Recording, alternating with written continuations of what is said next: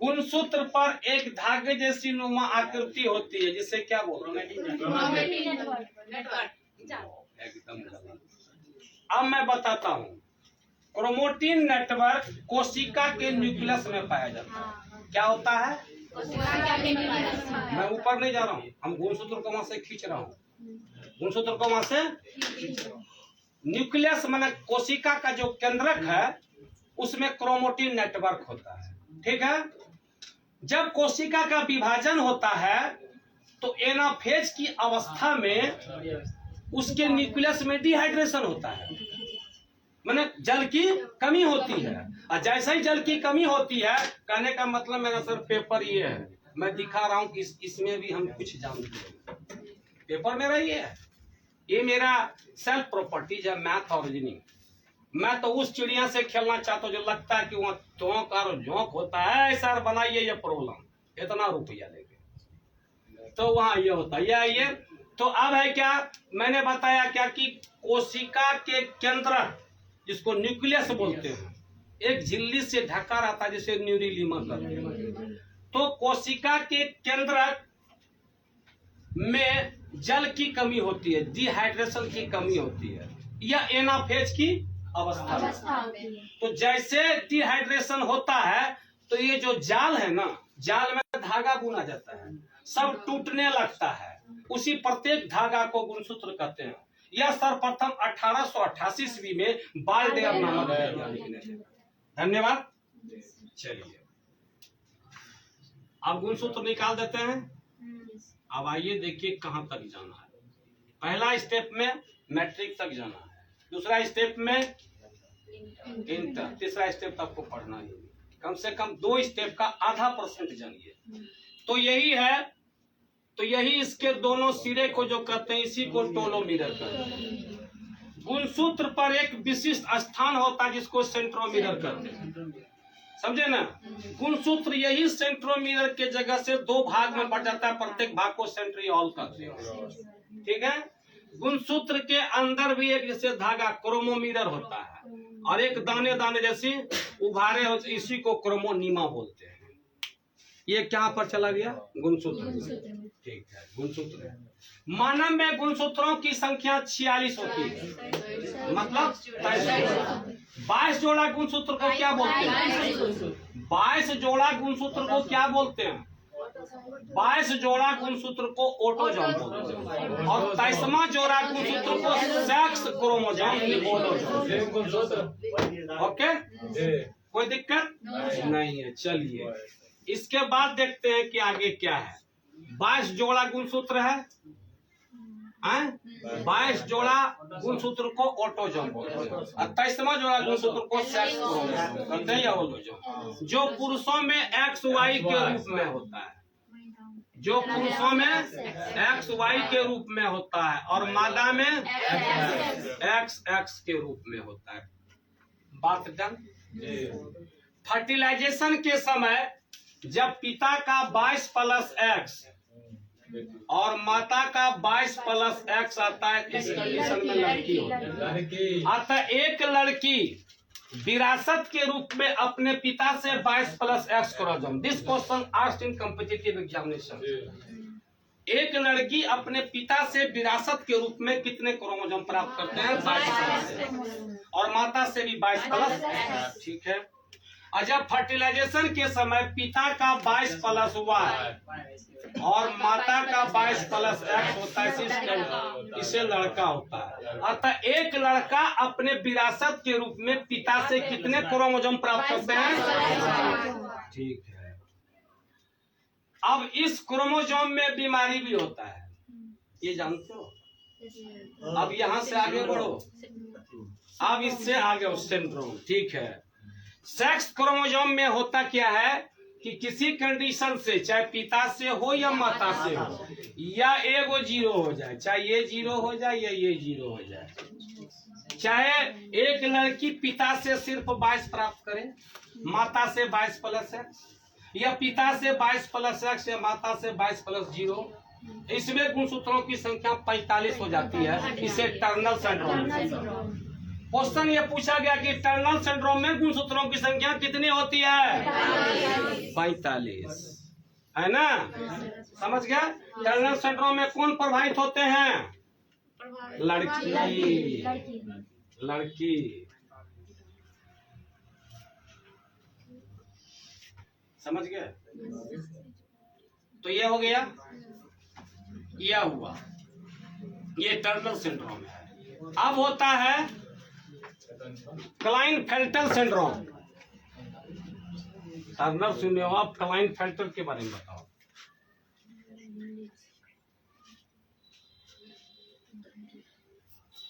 Tunnel syndrome, Down syndrome, Patau syndrome, Klinefelter syndrome.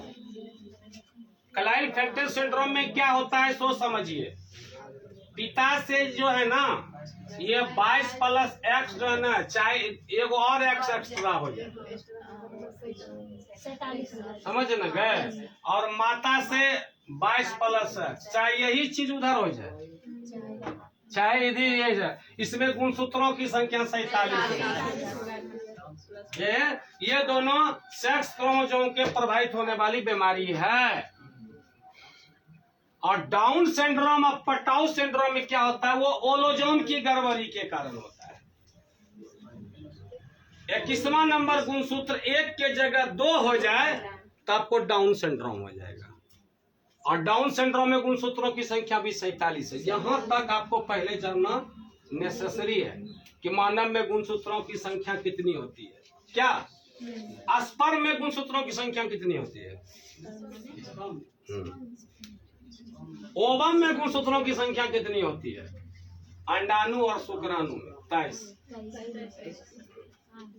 23 तब ना 46। देखिए तो क्वेश्चन को समझिए कि कैसे होता है। ये गुणसूत्र के बारे में इतना जानिए, छोटा मोटा परीक्षा दीजिएगा, हो सकता है गुणसूत्र की खोज किसने किया था। ठीक है? ये सब पूछता है, ये क्वेश्चन पूछा गया जो आपको पता है। टर्नल सिंड्रोम में गुणसूत्रों की संख्या कितनी होती है? आप तब जब ये सब टर्नल सिंड्रोम छुओगे सेकंड स्टेप में, उसका विस्तार से जानने की इच्छा होगी, जानोगे। डाउन सिंड्रोम, पटाऊ सिंड्रोम, बच्चे क्या होते हैं? ये जो क्लाइनफेल्टर सिंड्रोम है, इसमें बच्चे क्या होते हैं? उसकी मस्तिष्क की विकास कम होती है, चिपटा जाता है, उसका मन बुद्धि होता है। अब यह चीज आप जानिए, समझ गए? और यह नहीं जानिएगा तो थोड़ा सा दिक्कत है, हैं? प्लास्टिक का क्लास लिए थे हम, छोटा छोटा टॉपिक है वो रखेंगे और उसका समझे कि थोड़ा ही बात बोलना। अब कहा आप डाउन सिंड्रोम पर 1 घंटा बोले, पटाऊ सिंड्रोम का पूरा कहे ले चले, हैं? आपको पढ़ना है तो घर में खोल करके सेक्स डिटर्मिनेशन में पढ़ लीजिएगा, कोई दिक्कत। और एक बात आप जानिए, जो आनुवंशिक हेरिडिटी डिजीज है ना, वो एक्स क्रोमोसोम पर डिपेंड होता है। एक्स क्रोमोसोम की खराब होने के कारण हेरिडिटी डिजीज होता है। अब हेरिडिटी डिजीज कितना है? 3 गो। हीमोफीलिया, सिकल सेल एनीमिया और कलर ब्लाइंडनेस, ये आनुवंशिक रोग है। हेरिडिटी डिजीज आनुवंशिक रोग है। अगर सुनिए, अगर एक, देखिए मैं बार बार कहता हूँ कि आप कुंडली मिलाते हो तब शादी करते हो, बड़ी ये सब मिलाओ ना पहले। ये क्या है? गुणसूत्र है, एक्स क्रोमोसोम है।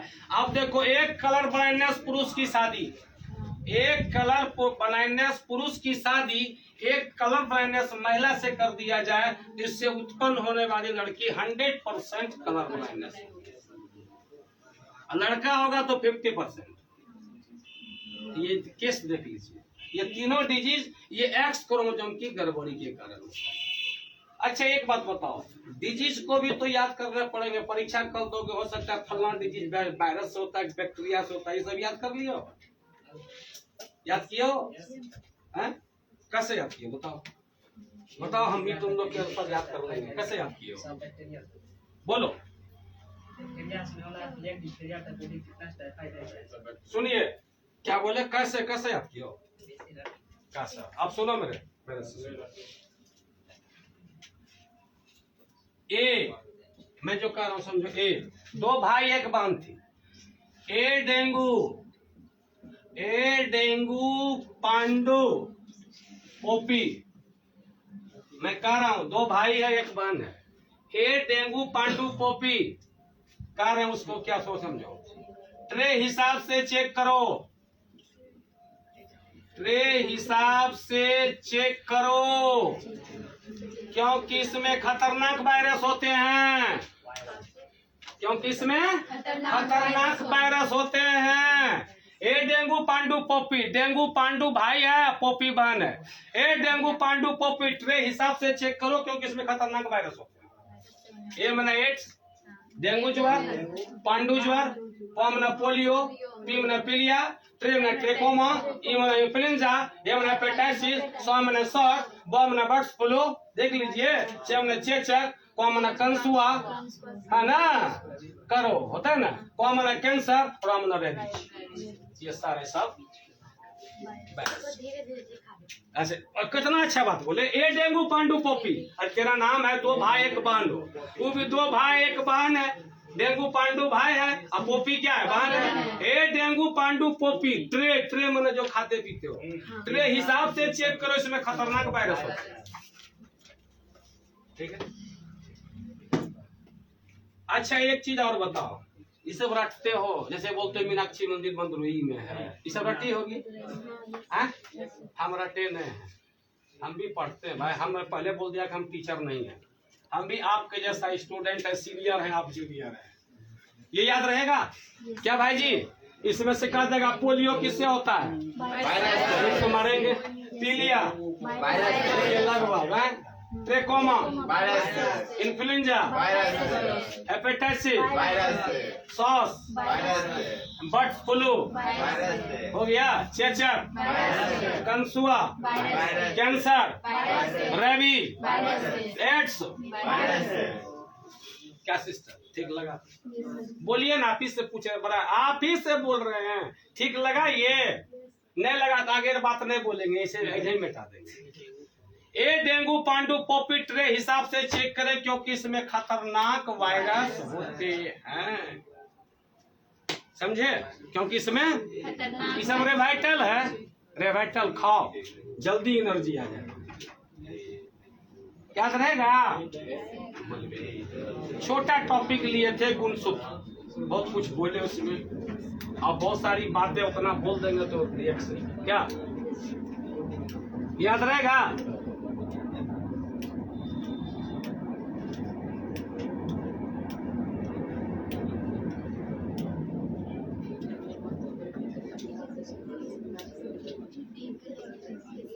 क्या हुआ?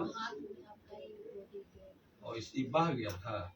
अच्छा चलिए अब आगे बताइए, जो क्वेश्चन बोल रहे हैं ये सब लिख लिए। ए डेंगू पांडु पोपी, ए डेंगू पांडु पोपी ट्रे, अभी डेंगू का समय है। ए डेंगू पांडु पोपी ट्रे हिसाब से चेक करें, क्योंकि इसमें खतरनाक वायरस होते हैं, समझे? बताओ अभी, हाँ तब अभी डेंगू ज्वर है, समझ लो 20,000 रुपया लगाता है आदमी, 2 लाख रुपया 2 महीना में कमा लेता है, 20,000 रुपया, आप सोचो कितना बुद्धि है।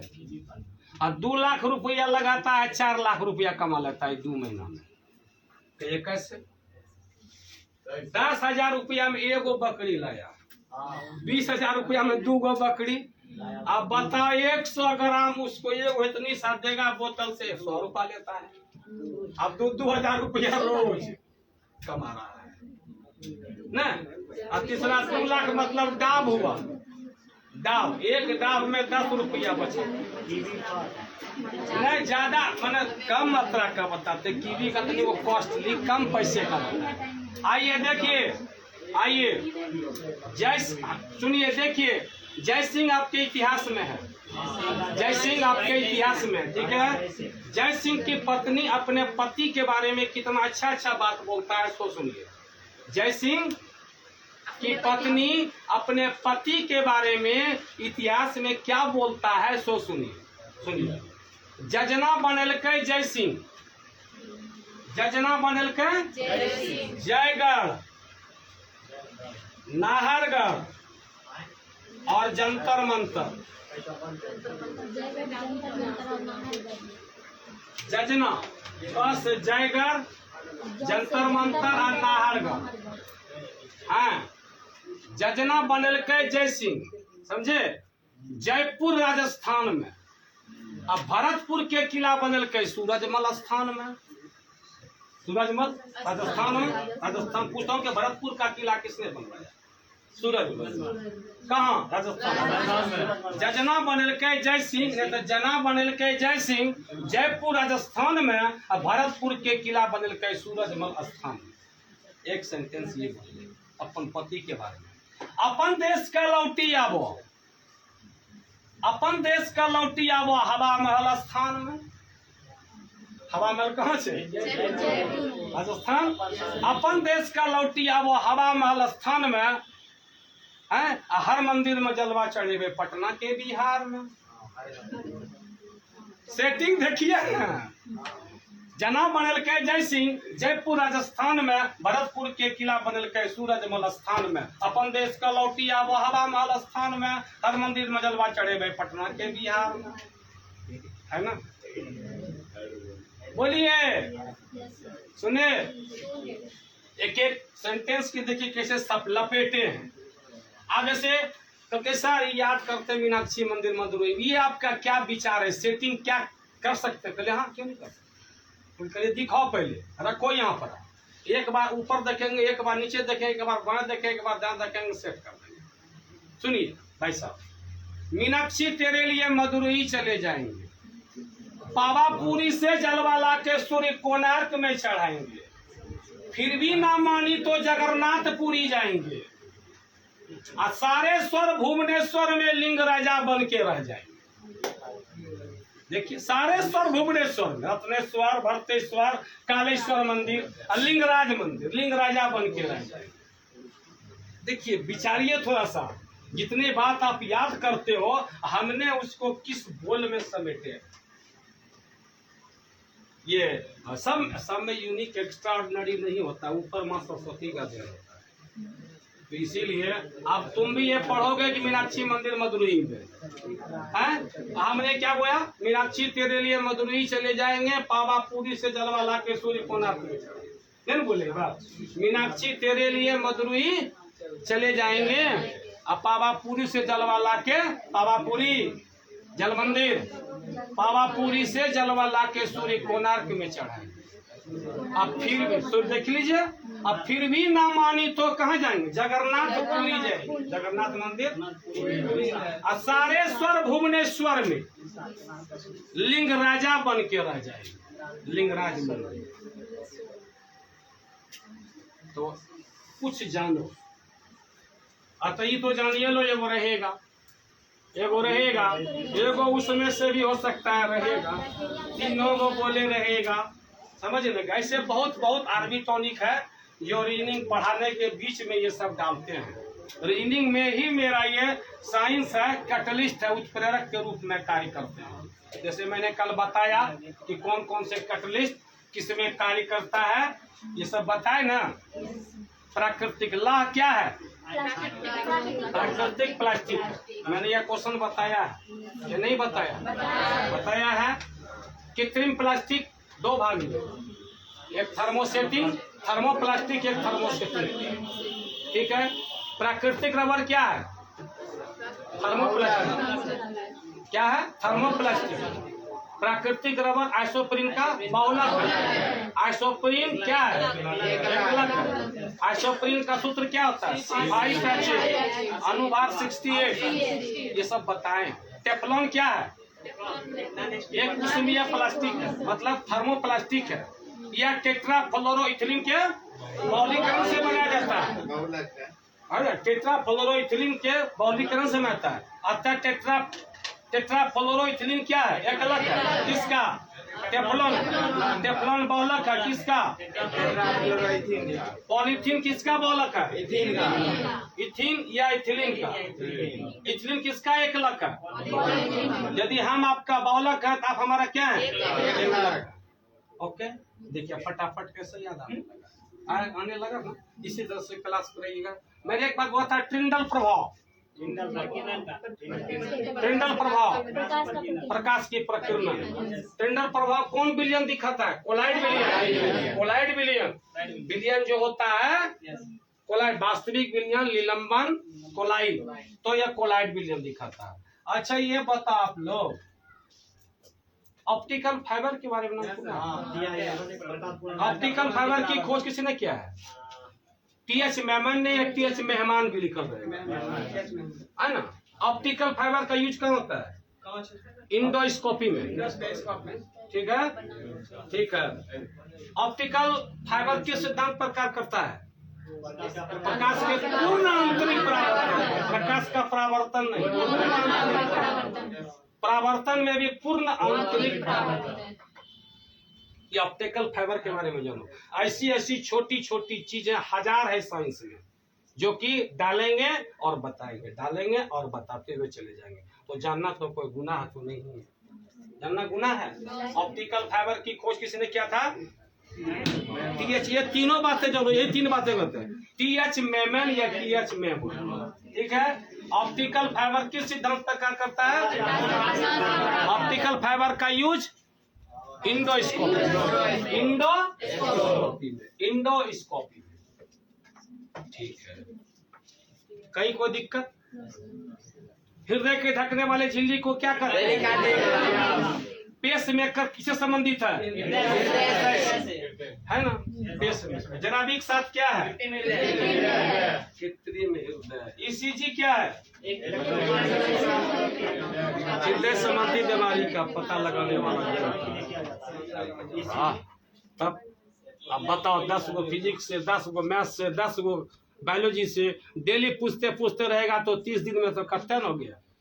फिर अगला 30 दिन खत्म हो जाएगा। नहीं तो आप जानो लेवल का, थोड़ा सा लेवल का भी जानो।